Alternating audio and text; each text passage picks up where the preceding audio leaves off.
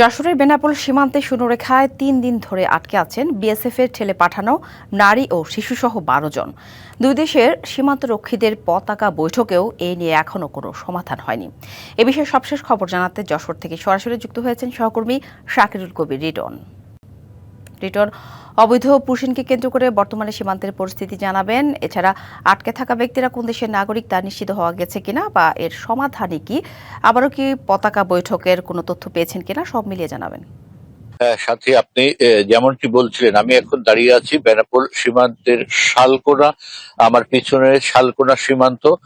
এই শালকোনা সীমান্ত এখনো উত্তপ্ত না, তবে এই এলাকার মানুষ, বিজেপির পাশাপাশি এলাকার মানুষও সীমান্ত এলাকায় রাত্রে পাহারা দিচ্ছে, যাতে অবৈধ অনুপ্রবেশ ভারতের পক্ষ থেকে ঘটাতে না পারে। আর যেটি বলে রাখি যে সাদীপুর এবং রঘুনাথপুর সীমান্তে গত রাতেও চেষ্টা করা হয়েছে বলে আমি বিজেপি সূত্রে জানতে পেরেছি। গত রাতেও বিএসএফ বাংলাভাষী অবৈধ, যাদের কলকাতায় অবস্থানরত অবৈধ যারা বাংলা ভাষাভাষী আছে, তাদেরকে পুশ ইন করার চেষ্টা করেছে বাংলাদেশে, কিন্তু বিজেপির কড়া প্রতিবাদের মুখে সে চেষ্টাও ব্যর্থ হয়েছে। আপনি যেটি বলছিলেন যে গত ৩ দিন ধরে সাদীপুরের সীমান্তের নোম্যান্স ল্যান্ড যে ১২ জন বাংলা ভাষাভাষীদেরকে অবস্থান করতেছিল, তাদেরকে আজ রাত্রে সরিয়ে নেওয়া হয়েছে বলে আমাকে নিশ্চিত করেছেন বিজেপির ৪৯ ব্যাটালিয়নের CO lieutenant colonel Saiful Alam. Colour expert dark sap এবং মাইল্ড অন হ্যান্ডস টেকনোলজি সমৃদ্ধ অরিক্স অ্যাডভান্স ডিটারজেন্ট পাউডার আপনার লন্ড্রি এক্সপার্ট।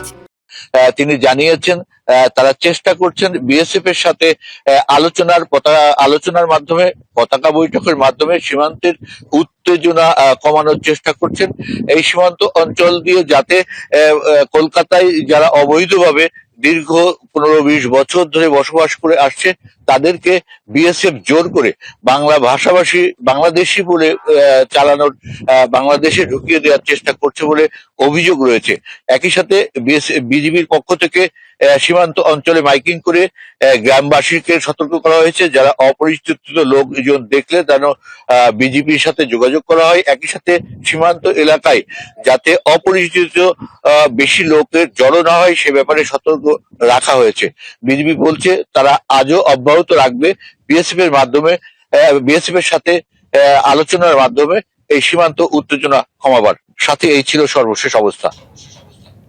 রিটন, ধন্যবাদ।